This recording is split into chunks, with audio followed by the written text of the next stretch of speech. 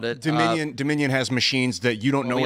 We all know Fox News lost almost $1 billion. They made a mistake by claiming that it was right. cheated by the Dominion machines. They made a claim, which, by the way, was a lie. They had a claim that they didn't have evidence to prove their claim, so they got sued. But the reality is, if you have a machine where the code is secret and you don't know what it's doing, I believe it's a vulnerability. Yeah, I don't know if it's necessarily hacking or not, but it's opportunity for hacking and fraud. What's good, everybody? Welcome back to the channel. Grab a seat, because this one gets spicy fast. Today we're dropping into a packed panel where the gloves come off over one big question.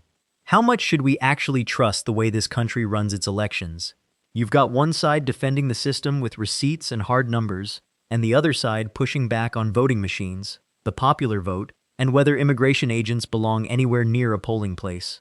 It starts as a calm disagreement and turns into a full-on collision of worldviews. Stick with me all the way through, because the strongest moment doesn't land at the start. It sneaks up on you in the middle, and you'll want to be there when it does. And while you're watching, drop a comment and let me know what city, state, or country you're tuning in from. I genuinely love seeing how far this community reaches. All right, enough talking from me. Let's get into it. No, democracy is. I think everybody has the right to vote in this country, and I don't care what. Everybody had the right to vote. I cast my vote saying this is my truck, and the town cast their vote saying nope, this truck now belongs. But there's a reason why the founding fathers did not want a democracy and spoke out against it. Because it's stupid. We talk about the founding fathers. We could talk about a lot of things that we agree or disagree with. The point that I'm, and again, where I disagree with all of you, I assume, Ian. I don't know what your take is on this. He's a fascist. You don't know me. He wanted to make Gaza the 51st state. All right, I don't agree. That's a little extreme for me. I don't agree with that. But yeah, I mean, I just fundamentally disagree. I think, and let's be honest here, everyone. Republicans would probably lose 9 out of 10 elections. They would lose the. I know Donald Trump won the popular vote. That's actually not true. So in the history of this country, when it comes to presidential elections, what are the stats where? That's not what we're talking about. Well, I'm just talking about the overwhelming majority of the populace voting Republican or Democrat. Republicans would lose almost every election. Brian. My ideas on these elections, I've come to them because I've already considered everything you're saying. In California, it's 2-1 Democrat to Republican, but it is largely known that Republicans don't turn out to vote. One hypothesis on the greater on the interstate compact, the popular vote interstate compact, is that if the elections do become popular vote contests, there are more blue states with inactive red voters than red states with inactive blue voters. We don't actually know how it will play out. And I think it's actually a cope from a lot of Republicans to say, oh, the Democrats are trying to cheat when it comes to the interstate compact. I think the bigger issue is instability. But there is a hypothesis where experts smarter than I have broken down. What if voter turnout increased to standard levels among California Republicans? It would jump the popular vote by an estimated like 3 to 4 million votes, which theoretically could have swung those other votes, those other presidential elections you are talking about. To put it simply, Republicans in California do not vote because it's so heavily Democratic. There's no point. That's the general belief. But in states like Wyoming, there's not a same proportion of inactive blue voters. So Democrats in Wyoming may be motivated to come out and vote, but they will not outvote Republicans in blue states. I mean, again, hypothetically speaking, that may or may not be possible, but I do also find it very interesting that when Republicans win elections, and I'm speaking in general terms here, like in 2016 or in 2024, a lot of those MAGA Republicans, those conversations seem to go away. Which conversation? Everything seemed to go okay in 2016 when Donald Trump won. All that, if you remember. No, it didn't? What do you mean? Hold on. Trump said it was fraud. Right. In 2000, I was getting to that. In 16, he said it was fraud. In 2015 and leading up to those elections, he was telling everybody that the Democrats were going to cheat and Hillary was going to win. Then something happened. Donald Trump won a free and fair election. And then for the next 3 years, all of those rumblings and all of those conversations by MAGA Republicans seem to go away. No. You're wrong. When Trump won in 2016, he came out almost immediately and said, I should have won by more. There was a ton of fraud. He accused the Democrats of fraud even when he won. You want to know what tells me someone is arguing in good faith? When they walk you through the actual numbers instead of just yelling that the other side cheats. And that is exactly what happened here. One of the panelists laid out something most people never stop to think about. He said this: I think it's actually a cope from a lot of Republicans to say the Democrats are trying to cheat. And he is right. And here is why that matters. Because he didn't stop at the insult. He explained the mechanics. He pointed out that in a place like California, conservative voters often stay home, not because they can't vote, but because they assume the state is already decided. Then he said this: what if voter turnout increased to standard levels among California Republicans? Sting! It would jump the popular vote by an estimated 3 to 4 million votes. That is not spin. That is him handing the other side a stronger version of their own argument. Who does that? Someone who actually wants to understand the system instead of weaponizing it. And then comes the moment that flips the whole table. The room tried to claim everything was calm and accepted back in 2016. And Brian shut that down instantly. He said this: when the candidate won in 2016, he came out almost immediately and said there was a ton of fraud.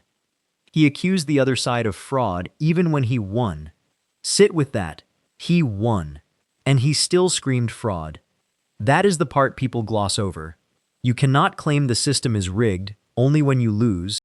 And the Democrats accuse him of being a Russian. I got a question, Brian, and for everybody, really. How do you feel about electronic voting on a proprietary voting machine? No, I want paper ballots. I'd have to know. I'd have to know a little bit more about it. Dominion has machines that you don't know. We all know Fox News lost almost $1 billion. They made a mistake by claiming that it was right. cheated by the Dominion machines. They made a claim, which, by the way, was a lie. They had a claim that they didn't have evidence to prove their claim, so they got sued. But the reality is, if you have a machine where the code is secret and you don't know what it's doing, I believe it's a vulnerability. Yeah, I don't know if it's necessarily hacking or not, but it's opportunity for hacking and fraud. So I feel like having an opportunity for hacking and fraud in our voting system is a massive vulnerability. Hold on. I would have agreed with you on Dominion in 2020, but then a Republican bought it, and now Dominion's fantastic. But I'm just like, I know you're kind of being facetious, but like I'm still not comfortable with electronic secretive ballot counting with a foreign corporation. I mean, I hate to agree with Phil on anything, quite frankly, but I do agree with him on this. I do think old school ballot. Allergic to being correct. I do believe that we should probably keep it away from the Dominion machines. I'd probably be a little bit more comfortable there. We see that headline that you just put up, which Trump falsely claims, which is every day he falsely claims something, but millions of people who voted illegally cost him the popular vote. That is a lie. If you're illegal, you are not allowed to vote in a presidential election. That is a lie. Doesn't that bother any of you guys? He didn't say illegal people. He said people who voted illegally. Right, but I understand that. But then why do Democrats not want ICE at voting ballot? That is weird. Sure, I'll answer that. I'll answer that because I think it's intimidation. Of who? Yeah, of who? Of If you're- illegals? Why would a legal immigrant be? Why should ICE be at those? Why? Why would Democrats be afraid of it? Well, That's but the answer question. my question. Why? Yeah, To prevent illegal immigrants from trying to vote. Okay, so illegal immigrants cannot vote, and I will tell you this. So it's actually quite simple. Can they try? No one should care. Can they try? Anybody can try to do anything. Okay? Great. So what's wrong with having ICE there? It is okay. First of all, if you're a family, We have guards at I'll banks. give you an example. People can't steal money from Let's banks. just say so you're we the don't need guards at mother. banks. Let's just say you're a mother and you're not voting. You're undocumented and you're there with your kids that are old enough to vote. Mom wants to go with the kids and watch them vote, whatever the case may be. I would imagine a lot of people would be very intimidated and they wouldn't go there and they wouldn't vote because there are ICE agents there. This is where the whole fraud narrative falls apart, and I need you to really hear it. A panelist reminded everyone of something that is not opinion, it is documented history. He said this: we all know Fox News lost almost $1 billion claiming it was cheated by the Dominion machine, which was a lie. Here is the part most people never got told clearly. Back in 2023, a major cable network settled a defamation lawsuit with the voting machine company Dominion for $787 million. Not over a technicality, because in court, under oath, with evidence on the table, the rigged machine story could not survive. The panelist put it plainly: they didn't have evidence to prove their claim, so they got sued. That is what accountability looks like. Then he drops the line that exposes the entire game. The same crowd that screamed the machines were stealing elections suddenly went quiet, and he said it dripping with sarcasm. I would have agreed with you on Dominion in 2020, but then a Republican bought it, and now Dominion's fantastic. That is the tell. The machines were never the concern, the outcome was. Good result, machines are fine. Bad result, machines are evil. And it sharpens fast. Someone floated the idea that huge numbers of non-citizens swung the popular vote, and a panelist refused to let it stand. He said this: if you're illegal, you are not allowed to vote in a presidential election. Hold on. Oh, well. Intimidated by law enforcement. Wait. Your example is some kids that have birthright citizenship from an illegal mother. That's your example. Anchor babies. I'm giving you. That's your example? I'm giving you examples where I've talked to people that would be intimidated. They shouldn't be voting either, to be frank. So criminals Agree. would Yeah. stay away. There are people. There are Ryan, people that are very. Should banks have guards? Yeah, but Why? But you're not allowed. You can't take money from a You bank. can not take allowed to money. steal. Illegals can vote. Where is They the just shouldn't. evidence that undocumented immigrants, so many of them, are voting illegally? No, in this but country? the That's argument not is it the doesn't point. matter. That's not the point. I'm going to say this. You are right. They don't vote. So who cares if ICE is there? Do you understand the point that I'm trying to make, though? The point that I'm trying to make is criminal that aliens might I actually. think try I and saw go some there. stat that like 26 people voted illegally that were undocumented in this country, and in 2024, and I'm trying to figure out why ICE. I think ICE agents I should be used in completely better agree. positions. I'm trying to figure out why Democrats are mad about ICE agents being at a I'm facility. not when mad. they don't door to vote. door and rounding so up I never said illegals? I was mad about it, but what I am saying is I can understand why some people might feel uncomfortable. Okay, I can Having ICE understand agents there. that there are people who believe illegal immigrants are voting, and this will make them feel better.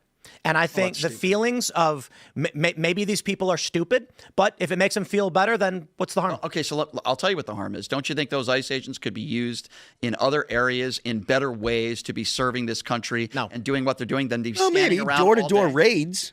Sure. That's true. But my answer is no, because government is built on confidence. And if the American people in a large portion have no confidence in election, we need to restore it. Otherwise, elections stop I mattering. agree. because people don't believe them. Undocumented immigrants are not allowed to vote in this country. Why is it I hear all the time? I also agree people aren't allowed to murder. Well, yeah, but how many undocumented immigrants have been proven that How have many voted? investigations have we had? I mean, if Donald question. Trump and his, you have to have evidence though to prove that somebody undocumented voted. And I'm telling you, get I the think there evidence? were like 24 cases or something like that. And How do you get the evidence? And now we get to the part that should bother everyone, no matter where you sit. The conversation shifts to putting immigration agents at polling places, and the justification keeps shrinking the longer you listen to it. Watch how the whole argument collapses under its own weight. A panelist tried the comparison that banks have guards, so why not guards at the ballot box? And the answer is so simple, it almost hurts. Someone fired back, "You can't take money from a bank." The entire bank guard logic assumes a crime is realistically happening, so the obvious question becomes, where is the crime here? And this is the moment the argument eats itself. The person pushing hardest for agents at the polls accidentally handed us the real number. He said this, "I think I saw a stat that like 26 people voted illegally that were undocumented in 2024. 26. In a country with more than 150 million votes cast. You do not station agents at the door, intimidating families over a number that small. That is not security. That is theater built to scare people away from a right that is legally theirs." And a panelist made the legal reality impossible to dodge. He said this, "Undocumented immigrants are not allowed to vote in this country. It already is the law." Then the closing point lands like a hammer. He said this, "You have to have evidence to prove that somebody undocumented voted." And I think there were like 24 cases or something like that. Here is what people don't realize. Democracy does not run on vibes and fear. It runs on proof. And when the proof is a couple dozen cases nationwide, you do not answer by turning a polling place into a checkpoint. The framers of this country argued endlessly about how to protect the vote, and not one of them imagined the answer was scaring eligible citizens into staying home. The strongest democracies in history expanded who got to take part. The weak ones found clever reasons to shrink it. So when someone tells you the fix for a problem this small is more fear at the door, ask yourself which direction they are really trying to push this country. So what do you guys think of this? Leave your thoughts down in the comments. Please like and subscribe, and I will see you in the next video.